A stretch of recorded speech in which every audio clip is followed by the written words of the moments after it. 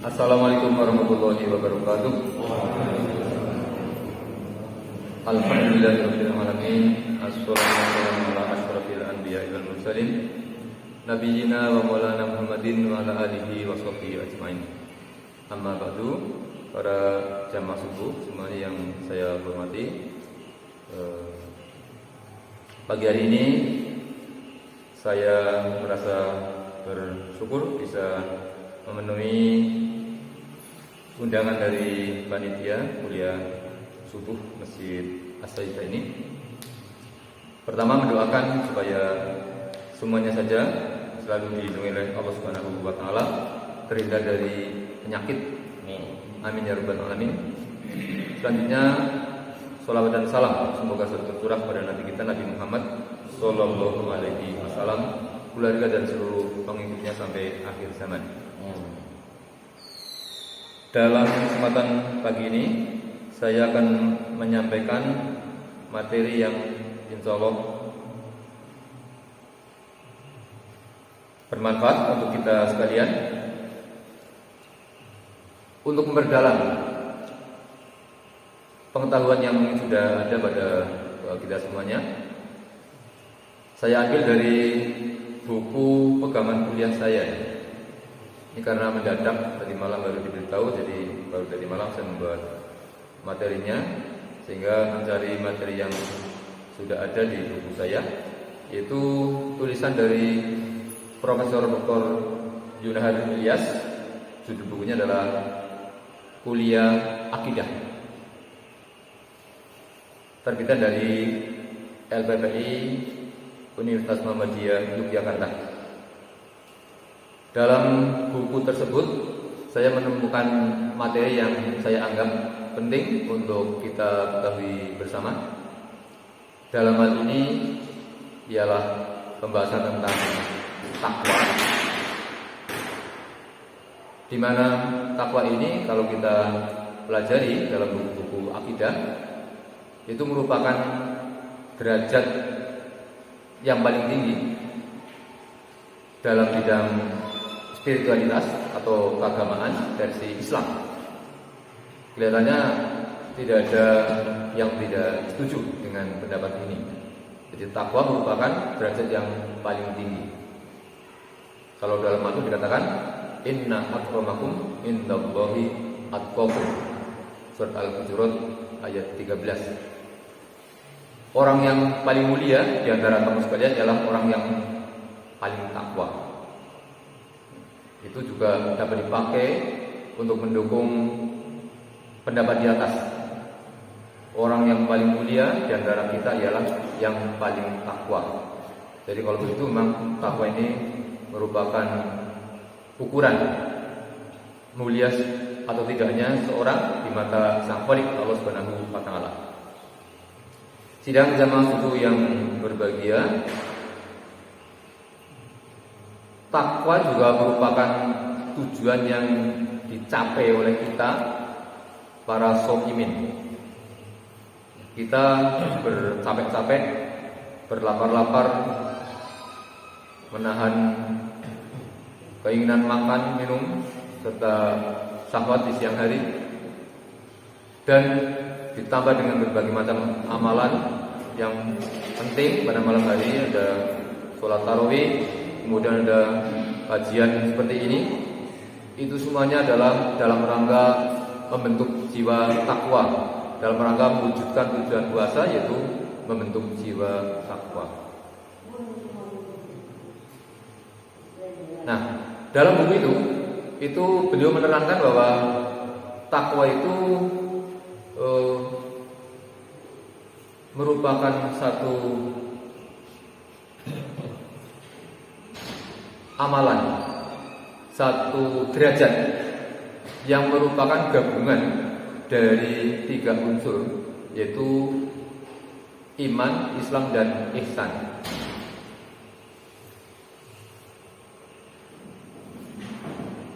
Untuk slide yang ini menginformasikan tentang apa itu agama Islam. Nah, Islam itu satu agama yang terdiri dari iman, Islam dan ihsan. Nah, jadi Islam itu isinya takwa, takwa isinya adalah iman, Islam dan ihsan. Ini kalau para pelajar ya, yang belajar tentang dasar-dasar agama Islam, misalnya dulu saya mempelajari hadis ini dalam hadis Al-Arba'in An-Nawawiyah. Dalam kitab tersebut itu ada hadis yang menceritakan tentang Islam itu terdiri dari iman, ihsan dan iman, Islam dan ihsan. Jadi hadis yang menceritakan bahwa pada suatu hari para sahabat Nabi sedang duduk-duduk di suatu tempat, barangkali masjid itu, kalau tidak salah tempat itu. Kemudian tiba-tiba datang seorang yang begitu putih warna bajunya, kemudian begitu lebat rambutnya. Tahu-tahu menghadap Rasulullah, kemudian menempelkan tangannya, menempelkan lututnya dengan lutut Rasulullah, kemudian meletakkan tangannya pada paha Rasulullah sambil bertanya kepada Rasulullah, "Ya Muhammad, akhbirni anil iman." Wahai Muhammad, beritahukan saya apa itu iman. Dan Rasulullah menjawab, "Al-imanu an tu'minu billahi wa malaikatihi wa kutubihi wa rusulihi." Ya, sampai akhir ya. Ya, bahwa yang intinya adalah iman ialah engkau beriman kepada Allah, kepada malaikat-malaikatnya, kepada kitab-kitabnya, kepada rasulnya, dan kepada yaumul akhir, hari akhir, kemudian qadarihi wa khairihi wa syarrihi, wal qadari khairihi wa syarrihi, dan kepada qadar atau takdir, baik takdir yang baik maupun takdir yang buruk. Kemudian orang tadi mengatakan, "Shadaqta, engkau benar." Para sahabat heran ya, orang ini bertanya tapi setelah diberitahu kok membenarkan gitu. Nah, ini berarti ngetes kira-kira gitu. Kemudian orang tadi juga bertanya, "Akhirni anil Islam." Artinya Rasulullah jelaskannya, "Al-Islamu antasyhada alla ilaha illallah," ya, sampai akhir ya. Islam ialah engkau mengucapkan dua kalimat syahadat, mendirikan sholat, membayar zakat, puasa pada bulan Ramadan, dan naik haji bagi yang mampu ya. Setelah Rasulullah menjelaskan seperti itu, beliau tamu ini juga menjawab, ya, "Shadaqta, engkau benar." Nah, berarti itu kan pandangan tes saja. Nah, setelah itu kemudian tamu ini minta penjelasan kepada Nabi anil ihsan, tentang ihsan. Rasul menjelaskan, "Al-ihsanu an ta'budallaha ka'annaka tarahu fa in lam takun tarahu fa innahu yaraka."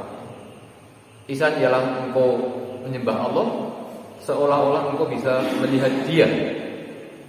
Dan seandainya engkau tidak bisa melihat Dia, maka engkau yakin bahwa Dia melihat engkau. Nah, orang tadi pun menjawab, "Shadaqta." Benar. Nah, itu adalah ternyata siapa orang ini ya. Datangnya tidak diketahui dari mana asalnya. Bajunya putih bersih, rambutnya hitam legam. Tanya tentang tiga hal tadi. Dan setelah dijawab kemudian mengatakan, "Engkau benar." Ternyata apa? Dia adalah Jibril yang datang pada Nabi Muhammad SAW ya untuk istilahnya ngetes gitu ya, tentang pengetahuan agama yang dimiliki oleh Rasulullah SAW. Ternyata apa yang dijelaskan oleh beliau itu sudah benar. Nah, itu adalah tentang iman, Islam dan ihsan. Jadi iman itu ya rukun iman yang 6, Islam itu ya rukun Islam yang 5, kemudian ihsan nanti oleh Prof. Yunahar Ilyas ya. Walaupun ihsan dalam definisi hadis tadi ya, hadis tersebut ya, itu kan kita menyembah Allah seolah-olah kita bisa melihat Allah ya. Kalau kita tidak bisa melihat Allah, maka kita yakin bahwa Allah melihat kita. Tapi oleh Prof. Yunahar Ilyas dalam hal ini makna ihsan itu bukan yang itu ya. Tapi ihsan ialah semua perbuatan baik di luar dari rukun iman dan rukun Islam. Semua hal baik, semua perbuatan baik yang di luar rukun iman dan rukun Islam. Nah itu definisi ihsan ya, dalam kajian ini. Sekali lagi ya, jadi iman itu maksudnya adalah rukun iman yang 6, Islam rukun Islam yang 5, kemudian ihsan semua perbuatan baik selain daripada iman dan Islam.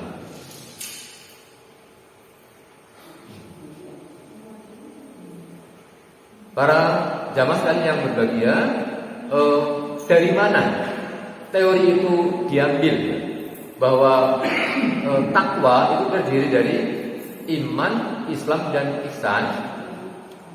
Apakah ada landasannya? Apakah tidak tidak ngarang-ngarang saja gitu ya? Tidak asal-asalan? Tentunya orang semacam sekelas beliau ya, sekelas Prof. Ilyas ya, tidak mungkin ya beliau akan mengemukakan ilmu yang asal-asalan ya, yang tidak jelas sumbernya. Nah, maka untuk sumbernya ya ini dapat dilihat ya di dalam Al-Qur'an. Wah, sayangnya ini tulisannya enggak ya. Enggak apa guys ini? Es apal. Sayangnya ini munculnya di sini seperti ini ya. Jadi ada trouble ini di laptop saya. Iya. Nah ini dapat kita lihat di dalam mushaf Al-Quran ya. Bapak Ibu bisa menentukan di dalam mushaf ya. Ya di dalam surat Al-Baqarah ya ayat 1 sampai 5. Insyaallah Bapak Ibu sudah banyak yang hafal ya. A'udzubillahi minasyaitonirrajim. Alif Lam Mim. Dzalikal kitabu la raiba fihi hudal lil muttaqin alladzina yu'minuna bil ghaibi wa yuqimunas sholata wa mimma razaqnahum yunfiqun walladzina yu'minuna bima unzila ilaika wa ma unzila min qablik wa bil akhirati hum yuqinun ulaika ala hudan min rabbihim wa ulaika humul muflihun. Alif Lam Mim ya. Kitab ini, kitab Al-Quran ini tidak ada keraguan di dalamnya. Hudal lil muttaqin, sebagai hidayah bagi orang-orang yang bertakwa. Siapa orang yang bertakwa? Nah, itu kan diuraikan di dalam ayat ini.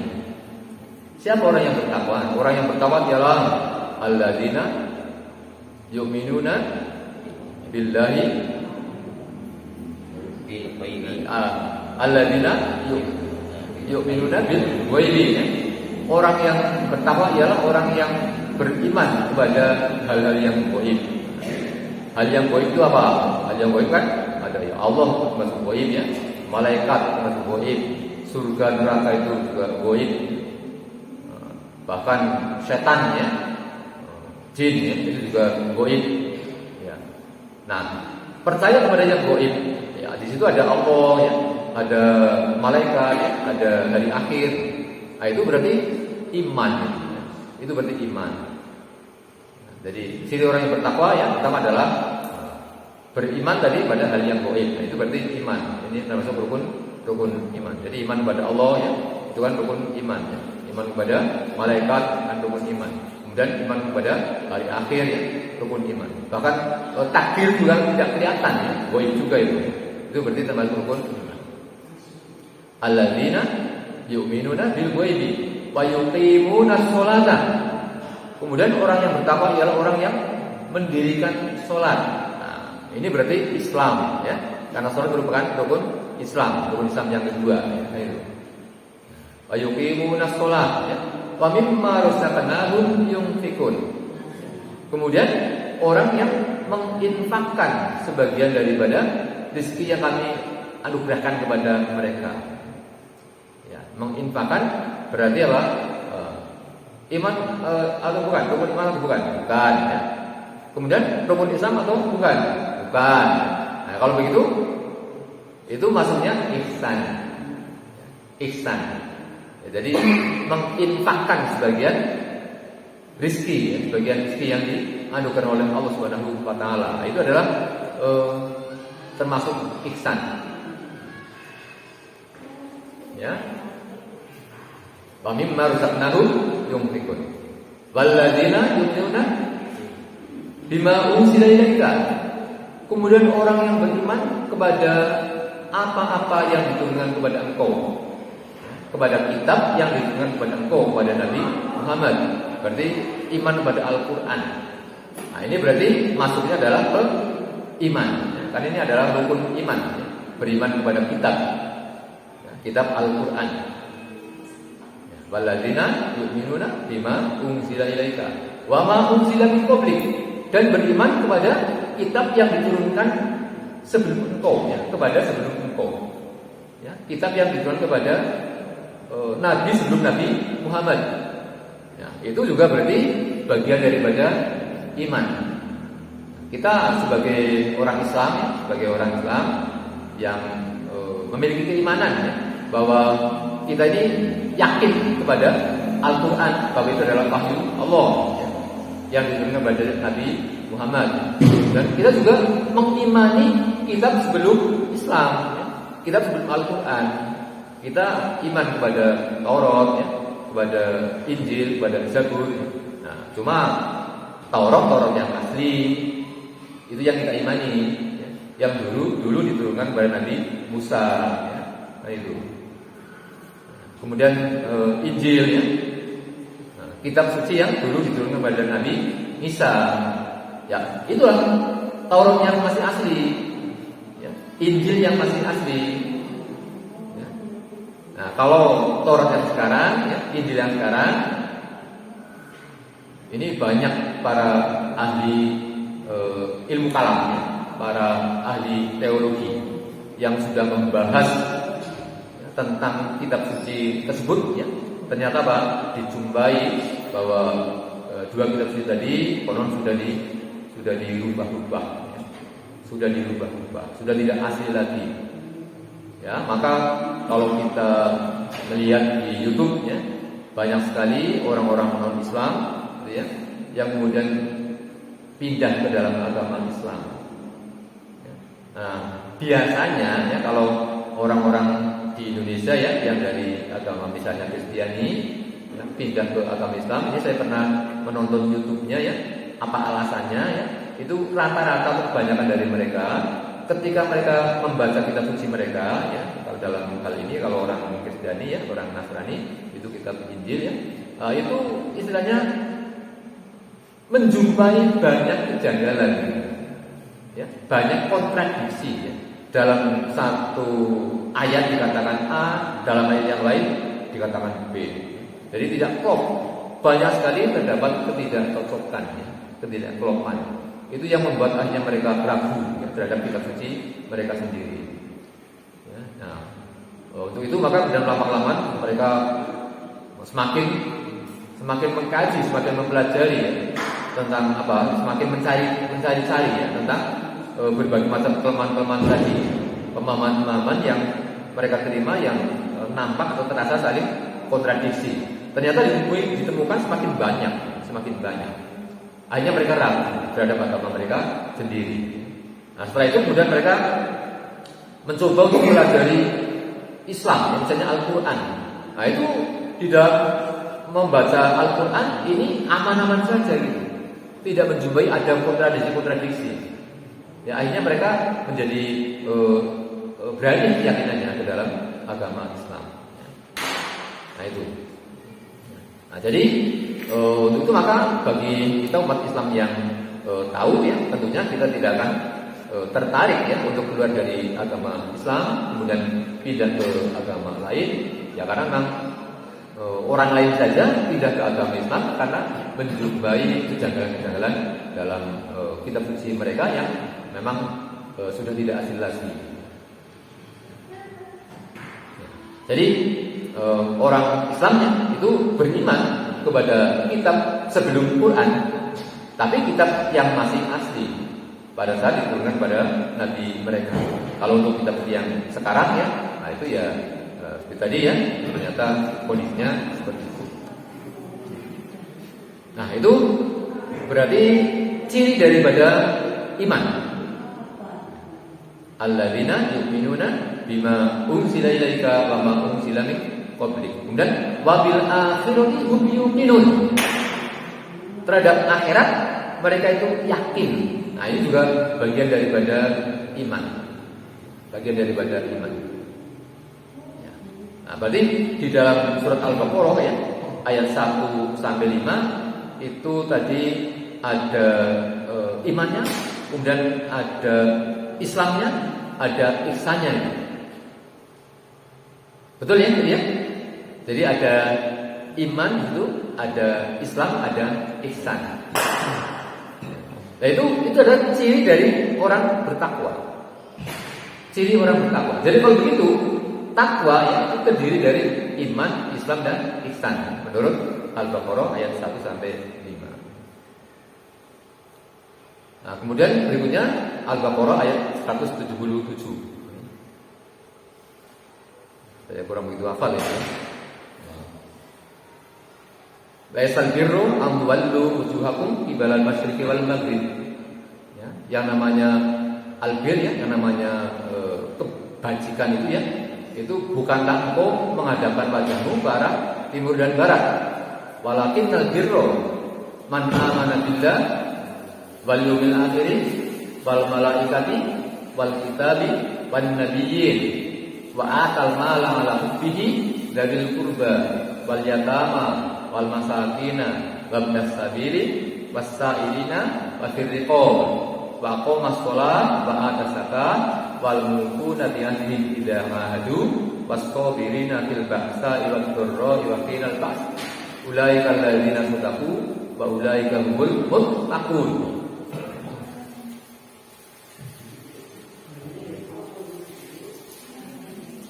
Ya, ini sewa ya. Dalam Bayar. Lu enggak mau kacamata. Namanya. Ya. Laisal birru ya. Laisal birru an ballu yuhakum ibalan masyriqi wal maghrib.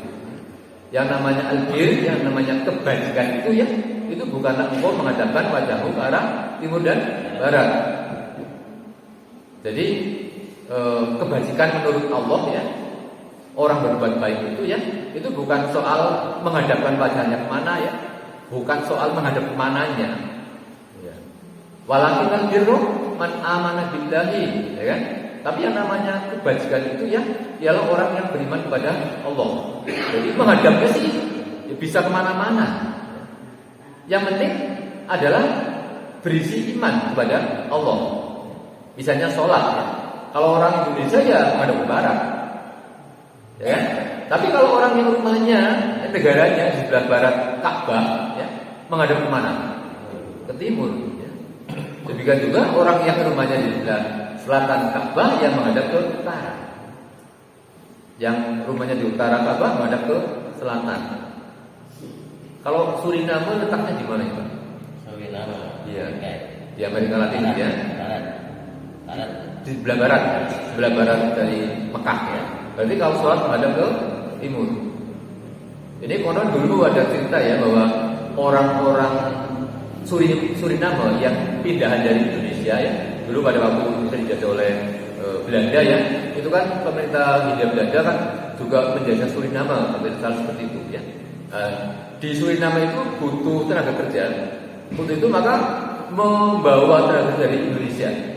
Nah orang-orang Indonesia ini kan beragama Islam, yang dulu ketika sholat kalau di Indonesia ya, itu menghadap ke barat. Ya. Begitu mereka sudah pindah ke Suriname, ketika mereka sholat tetap menghadap ke barat. Disuruh menghadap ke timur tidak mau. Ya. Itu. Jadi itu orang yang apa ya, yang berpikirnya itu hanya mengandalkan adat. Pokoknya adatnya dari dulu bagaimana ya pokoknya ikuti seperti itu sampai mati. Ya. Itu kan. Saya juga punya teman ya, punya tetangga itu ya. Itu masjid saya, masjid atau mushola di samping saya itu kan ketika dibangun dulu ya kan sudah diarahkan ke kiblat. Jadi kalau sholat ya sudah nggak perlu menceng lagi, ini ya softnya ya sudah mengikuti arah masjid tadi. Tapi tetangga saya itu karena dari kecil ya itu sholatnya kalau sholat itu serong ke kanan ya, maka walaupun masjidnya itu sudah mengarah kiblat tetap saja dia serong ke kanan gitu. Diluruskan nggak mau gitu. Itu jadi ada kecenderungan ya masyarakat khususnya di Indonesia yang mungkin pendidikannya kurang ya itu suka sekali dengan ingin mempertahankan adat gitu. Jadi apa yang dilaksanakan turun-temurun itu inginnya dipertahankan terus karena itu dianggap satu kebenaran. Ya, padahal kan bagi kita yang tahu kan ya tidak seperti itu. Ya tidak mesti ya adat itu benar ya. Adat itu ya kalau benar ya memang oke kita teruskan ya. Tapi kalau keliru ya jangan diteruskan. Ya. Jadi walakinal birru man amana billah ya. Walakinal birru man amana billah ya. Wal yaumil akhir. Ya. Nah, jadi iman pada Allah, iman hari akhir. Itu berarti iman ya, iman. Kemudian wal malaikati, iman pada malaikat. Ya. Wal kitabi, iman pada kitab. Ya. Wal nabiyyin ya, iman pada para nabi. Jadi ya, terus wa atal mala ya. Nah, jadi iman ya, iman ya, berapa itu iman kepada Allah, iman kepada hari akhir, iman kepada nabi, iman kepada kitabnya, kemudian ba'atal mala ala hubbihi ya, memberikan harta kepada yang dicintainya. Dzawil qurba ya, berupa karib kerabat. Ya. Nah, jadi memberikan sebagian harta yang dimilikinya ya kepada orang yang dicintainya dalam adalah karib kerabat ya. Karib kerabat berarti saudara. Terus wal yatama, anak-anak yatim, wal masakinah, orang-orang miskin, dan babna sabil, musafir. Ya, jadi ketika punya harta itu rela membagikan sebagian hartanya kepada pihak-pihak tadi, kepada kerabat, ya, kepada anak-anak yatim, kepada orang-orang miskin, kepada musafir. Babna sabil, wasailin, kemudian kepada peminta-minta ya, peminta-minta, afiriko ya, dan untuk memerdekakan budak. Ya, ini khususnya dulu ya, ketika masih ada perbudakan. Ya, jadi untuk memerdekakan budak ini kan butuh dana besar, karena harga seorang budak itu mahal sekali. Namun kalau sekarang itu ratusan juta. Ya. Nah, bahkan ya tergantung seperti apa budaknya ya, dan juga siapa pemiliknya ya. Kalau pemiliknya orang kaya yang tidak butuh uang ya, mungkin akan dijual mahal sekali, semiliaran ya, kan gitu. Ya. Nah, padahal apa? Padahal Islam ini disuruh untuk membebaskan perbudakan. Ya. Itu sehingga orang-orang Islam ya diharapkan rela menyumbangkan sebagian hartanya ya, untuk memerdekakan budak itu. Nah, ini ciri daripada orang yang bertakwa ya, ini adalah memiliki kepedulian ya, tadi kepada orang-orang miskin ya, kepada anak yatim, kepada peminta-minta, kepada ibu sabil ya, termasuk untuk memerdekakan budak. Afirikom. Kemudian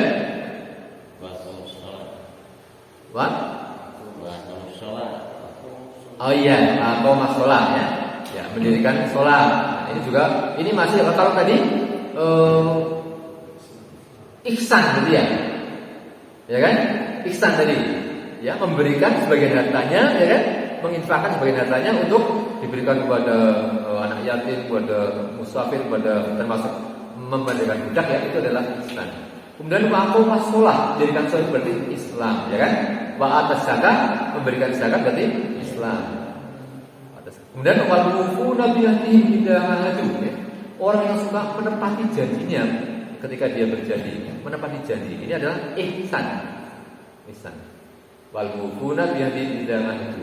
Was-sabirina, orang-orang yang sabar. Fil ba'sa'i, ketika pada waktu kesempitan, fil ba'sa'i wad dharra'i, dan pada waktu apa itu? Ya, kesulitan. Wahinal ba'si, dan pada waktu peperangan. Jadi orang yang sabar pada waktu ada musibah yang menimpa dirinya ya, pada waktu mengalami kesulitan termasuk dalam peperangan. Jadi sabar itu adalah ihsan. Ya. Nah, jadi Al-Baqarah 177 ya, Nah, itu kemudian itu apa? Ulaika alladziina shadaqu, itulah orang-orang yang benar, wa ulaika humul muttaqun, itulah orang yang bertakwa. Nah, jadi orang bertakwa itu ya adalah orang yang di dalam dirinya tergabung ya tiga hal tadi ya. Ada iman, Islam dan ihsan. Kemudian yang terakhir ya ayat yang dipakai sebagai landasan adalah Ali Imran ayat 133 sampai 135 ya. Wasari'u ila maghfiratin mir rabbikum wa jannatin 'arduhas samawati wal ardu mu'iddat lil muttaqin. Ya, bersegeralah kamu sekalian menuju kepada ampunan Tuhanmu dan kepada surga ya, yang disediakan untuk orang-orang yang bertakwa. Nah, ini ya. Nah, kemudian siapa orang yang bertakwa? Jadi yang bersama dengan ayat yang tadi ya. Alladzina yunfikuna fis-sarra'i wad-dharra'i. Orang-orang yang menginfakkan hartanya pada waktu lapang maupun pada waktu sempit ya. Pada waktu lapang berarti pada waktu rezekinya banyak ya. Nah, kemudian pada waktu sempit berarti pada waktu rezekinya sedikit. Jadi walaupun dalam keadaan rezekinya longgar ataupun sempit ya, jadi mau menginfakkan sebagian hartanya. Kalau lagi hartanya banyak ya infaknya banyak, kalau lagi sedikit ya infaknya sedikit gitu ya. Jadi bukan kemudian menolak dimintai infak ya ketika lagi rezekinya sedikit ya. Jadi ini ciri orang yang bertakwa ya. Ya. Yunfikuna apa itu? Fistaroi wal doroi wal kadhiminal ghaiz. Kemudian menahan marah. Wal kadhiminal ghaiz wal afina 'anil nas, dan mau memaafkan orang lain. Ciri orang yang bertakwa ya ialah ini, menahan marah ya. Menahan marah. Itu penting sekali ya, balik Bapak Ibu ya. Kita sebagai orang yang ingin jadi orang yang bertakwa ya, ini harus dilatih dalam diri kita ya. Jadi jangan mudah marah ya. Jangan mudah emosi ya, karena kalau sudah terlanjur marah ya, itu nanti pasti akan ada akibat negatif ya. Gitu kan? Kita melampiaskan kemarahan kepada seseorang ya, kepada orang lain. Nah, tapi apa? Tapi itu membuat hubungan kita menjadi pecah ya, menjadi renggang. Dan kalau sudah seperti itu sulit untuk diperbaiki ya. Akhirnya apa? Menyesal ya. Makanya apa? Makanya jangan sampai kita menyesal ya, gara-gara kita tidak bisa menahan marah. Jadi ada problem apapun ya usahakan ya diselesaikan dengan baik-baik ya. Apalagi dengan anak ya, apalagi dengan istri gitu kan. Itu. Dengan teman saja ya, dengan orang lain saja juga harus dipertimbangkan itu ya. Ya, pokoknya tahan. La takut ini kata Rasulullah ya. Gitu. Nah, puasa ya sebenarnya adalah berfungsi untuk latihan menahan marah. Nah, maka setelah sebulan ya kita latihan dalam bulan Ramadan ya. Ini harapannya setelah selesai Ramadan ya, kita ini nanti akan menjadi orang yang bisa menahan marah. Wal kadhiminal ghaiz. Kemudian wal afina 'anil nas, dan mau memaafkan kesalahan orang lain. Monggo ya, siapa yang merasa punya musuh ya, ya. Siapa yang merasa pernah bermusuhan dengan orang lain ya. Nah, ini marilah kita buka hati kita. Tapi kan musuh saya itu yang nggak mau, itu ya, itu alasan. Alasan. Ya artinya, mari dari yang kita dulu ya, dari yang kita dulu ya bersedia memaafkan kesalahan orang lain. Jadi kalau dari yang kita sudah memaafkan kesalahan orang lain, sudah selesai ya, urusan kita itu. Adapun orang lain tadi bisa memaafkan kita atau tidak, ya, menerima maaf kita atau tidak, ya, itu urusan dia. Ya. Udah kita nggak usah ngurusin dia. Ya. Insya Allah nanti kalau kita betul-betul ya, memaafkannya, dia juga akan memaafkan kita. Akhirnya terjadilah islah, ya, rukun kembali. Wah, itu sesuatu yang wajib ya, dilakukan oleh orang Islam. Ya, karena yang namanya orang Islam itu Ya, tidak boleh apa? Tidak boleh cotakan ya, tidak boleh marah-marahan lebih dari 3 hari. Kalau 3 hari saja itu masih dimaklumi. Tapi kalau sudah lebih dari 3 hari itu sudah dosa ya, nanti akan panjang akibatnya ya. Bisa sampai ke akhirat nanti ya. Membuat urusan kita jadi rumit nanti di akhirat ya. Menghalangi kita untuk masuk ke surga. Ya, makanya ingat-ingat ya. Mari siapa yang punya musuh ya, kita cari untuk apa? Untuk kita islah ya. Gitu. Kita cari untuk kita islah. Silaturahmi ya. Silaturahmi. Ini bulan Ramadan bagus sekali ya untuk kesempatan kita islah. Nah itu. Gitu. Wal afina anin nas. Wallahu yuhibbul muhsinin. Ya. Allah mencintai orang-orang yang berbuat ihsan. Nah, maka dalam surat Ali Imran ayat 133 sampai 135 memang isinya ihsan. Isinya ihsan. Ya, jadi nggak ada Islamnya, nggak ada imannya. Ya. Ciri orang bertakwa ya dalam Ali Imran 133 sampai 135 ialah berisi ihsan. Itu. Ya. Wallahu yuhibbul muhsinin. Ya. Nah, Bapak Ibu sekalian yang berbahagia, mungkin ini yang bisa saya sampaikan. Jadi pagi ini kita mempelajari ya bahwa takwa itu terdiri dari 3 unsur ya. Nah, ada iman, ada Islam, ada ihsan. Nah, 3 unsur ini saja sebenarnya sudah sulit ya, untuk kita laksanakan. Kita menjadi orang iman, orang mukmin yang bagus, itu sudah sulit. Sudah sulit. Menjadi orang iman yang orang ulaika mu'minun haqqan ya, orang mukmin yang sebenarnya sudah sangat berat. Ya. Nah, tapi ternyata apa? Tidak cukup. Ya, tidak cukup. Tapi kita juga harus menjadi orang yang muslim ya, menjadi orang yang Islam yang kafah ya.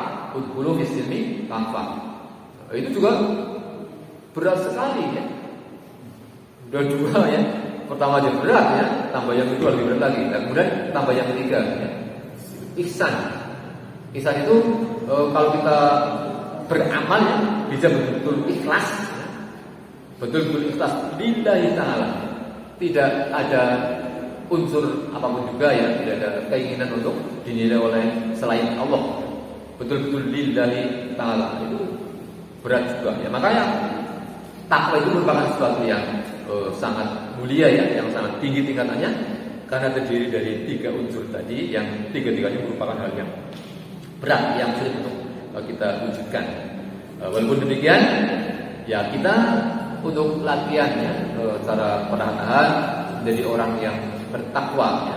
Karena apa? Karena kita disuruh ya untuk menjadi orang yang bertakwa ya, apa sekuat tenaga. Ittaqullaha mastata'tum. Ittaqullaha mastata'tum. Bertakwalah kalian kepada Allah semampu kalian, sekuat tenaga kalian. Nah, maka kita ini rela berbagi-bagi seperti ini ya. Kalau orang lain mungkin pada jalan-jalan ya, tidur lagi ya. Tapi kita rela berngantuk-ngantuk seperti ini kan. Ya. Kan gitu ya. Dalam rangka apa? Dalam rangka takwa. Karena apa? Karena berat. Kalau tidak dilatih ya, malam-malam kemudian kita tarawih ya, itu mungkin sampai 1 jam ya, kita berdiri. Nah itu sudah terbiasa. Bukan hanya tarawih bulan Ramadan, tapi di luar bulan Ramadan juga kita tahajud ya. Pada saat kita ngantuk, ya kan? Saat kita capek, ya itu kan harus begitu latihan untuk menjadi orang yang takwa. Kita berlapar-lapar puasa seperti ini ya, gitu kan? Berat memang. Ya, tapi hanya dengan itu kita insya Allah akan bisa mewujudkan takwa itu. Ya. Nah, itu maka jangan suka merasa berat. Ya, memang berat, tapi nggak usah dirasa. Ya. Kita santai saja. Ya. Seperti difirmankan dalam Al-Quran ya. Gitu. Fadlillahi wa rahmatihi fabidzalika falyafrahu. Dengan karunia dari Allah, dengan rahmatnya ya. Untuk itu maka hendaklah kalian bergembira. Jadi dalam kita mengamalkan agama Islam ini harus gembira, ya, harus gembira. Tidak boleh merasa sedih, ya. Tidak boleh merasakan berat. Harus kita bawa dengan gembira, dengan happy. Itu. Jadi walaupun ngantuk ya pokoknya di guyung-guyung kayak gini ya. Kayak gitu. Ya, jadi walaupun berat ya, itu nggak usah dirasa berat. Ya, kita bersyukur menjadi orang muslim yang agamanya ternyata agama yang paling unggul. Ya, sehingga kita harus bangga ya, menjadi orang muslim. Ya. Orang lain saja pada sedang berusaha pindah ke agama Islam. Ya. Di Amerika perkembangan Islam itu konon merupakan perkembangan yang paling dahsyat dibanding agama-agama yang lain. Islam perkembangannya itu paling luar biasa, paling pesat. Di Indonesia juga kalau kita perhatikan ya perkembangan di YouTube ya, itu yang namanya orang-orang non Islam masuk itu luar biasa banyak, luar biasa. Bahkan para pendeta ya banyak yang masuk Islam, keluarga pendeta ya banyak yang masuk Islam. Ya para ada dokter-dokter segala macam ya, dosen ya itu pada masuk. Jadi orang yang pintar-pintar ya itu pada masuk Islam karena apa? Karena bisa membedakan, bisa membandingkan ya. Oh ternyata Islam agama yang paling sempurna ya. Al-Islam yang dulu walaihillah alaih. Islam ini merupakan agama yang paling tinggi dan tidak ada yang lebih tinggi daripada agama Islam. Ini bagi orang yang sudah kaji pasti akan menemukan kesimpulan itu. Ya. Sehingga orang pada masuk Islam. Ya. Maka jangan sampai kita yang sudah Islam ya malah jadi orang Islam ini apa? Malas-malasan ya. Suruh mengamalkan agama saja tidak mau ya. Malah nggak bangga ya, malah nggak pede jadi orang Islam. Nah ini keliru. Mungkin itu kalau ada dialog atau diskusi mungkin ada waktu. Silakan ada pertanyaan. Ibu, ada? Pertanyaan terkait di surat Al-Baqarah ayat yang 177. Iya. Di situ kan diterangkan yang ihsan itu memberikan harta yang dicintai kepada kerabat, anak yatim, orang miskin, orang yang dalam perjalanan musafir, peminta-minta dan seterusnya. Yang saya garis bawahi di sini meminta-minta. Kita sering di bulan Ramadan ini karena saya di konkret ya, itu sering hampir 2 hari sekali, kadang malah 2 orang atau ibaratnya ya sering lah kayak gitu. Terus itu kayak kita sedekah kayak gitu. Nah, maksud saya di sini ini peminta-minta yang kriterianya seperti apa ya yang harus dikasih.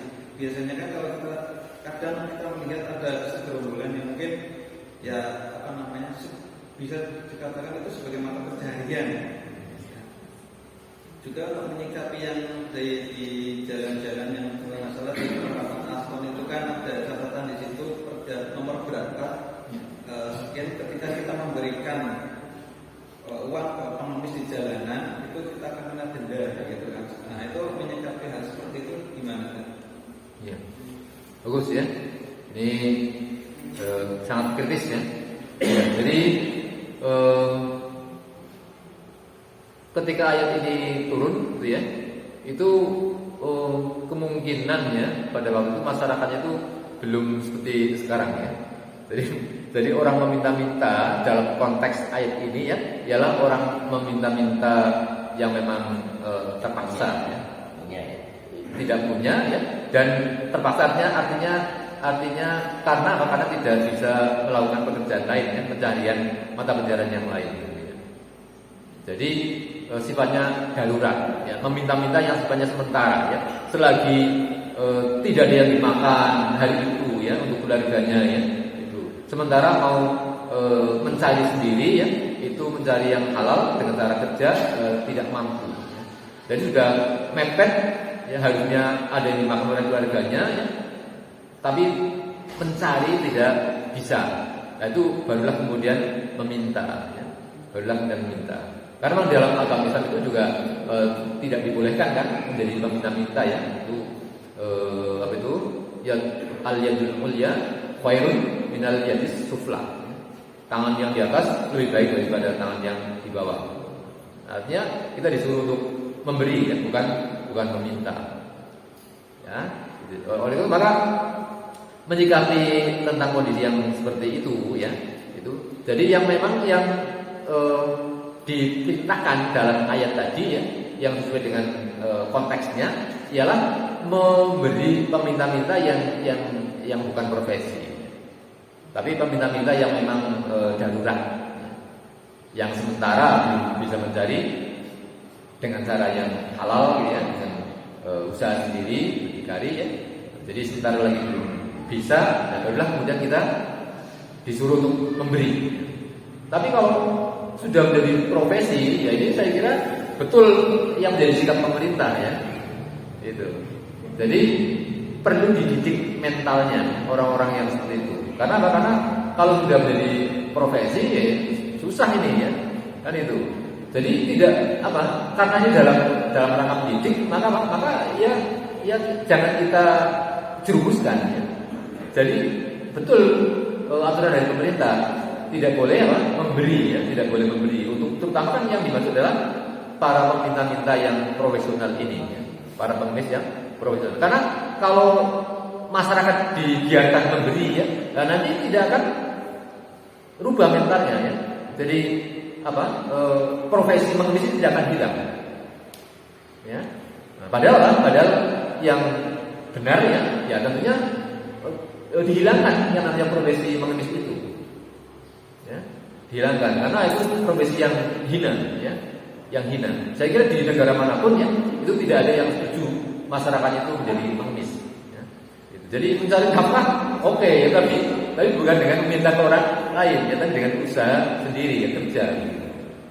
Nah, jadi saya kira tidak salah juga ya, tidak salah apa yang menjadi sikap pemerintah.